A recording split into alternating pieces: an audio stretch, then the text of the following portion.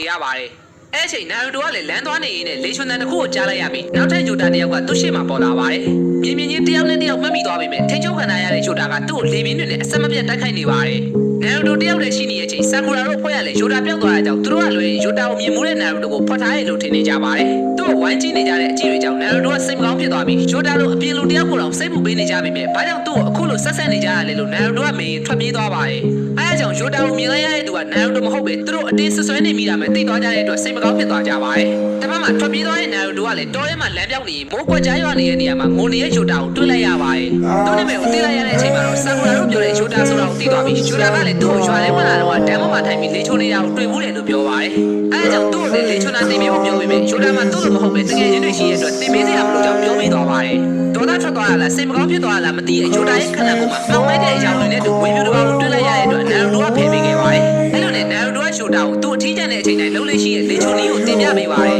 အဲ့လိုနဲ့ပဲလေချိုတက်သွားတဲ့ဂျိုတာလေးကလည်းနာရူတိုကိုတကယ်ချင်းလို့ပထမဆုံးခေါ်တဲ့လူတစ်ယောက်ဖြစ်လာခဲ့ပါတယ်အဲ့အချိန်မှာအခါမာရုနဲ့ခီဘာကဂျိုတာကိုအနက်ခံရလိုက်ရှာနေပြီးဂျိုတာကလည်းခီဘာကိုတွေ့ရတဲ့ခွေးကြောင့်လာကြောင့်ဖန်အောင်လျက်စီးတွေစက်တိုက်လွတ်နေပါတယ်ချီကာမာရုတို့တိုက်မှာရောက်လာတဲ့အတွက်ဂျိုတာစိတ်ဆိုးရင်မိုးချိုးဖြစ်တယ်ဆိုတာကိုသိသွားကြပြီးသူ့ရဲ့အိမ်လေးကိုပြန်ခေါ်လာကြပါတယ်တူတူပေါင်းနဲ့ကစားကြတဲ့အချိန်မှာအနားမှာဂျိုတာသာရှိနေရင်ယာနေကိုလိုပြောင်းလာတဲ့တွေ့ကောင်းမှဖြစ်တဲ့အတွက်နာရူတိုကသူ့နားကိုမလာဘူးနှိမ့်ထုတ်လိုက်မိပါတယ်အဲ့လိုနဲ့အားလုံးကိုရှာတွေ့သွားတဲ့အချိန်မှာဂျိုတာတယောက်ဝင်ပြောင်းနေရအောင်တတိထားမိကြပြီးမိုးရတဲ့နောက်ကိုလိုက်လာရင်ဂျိုတာကပေါ်တော်မှာအမိုးတွေဖမ်း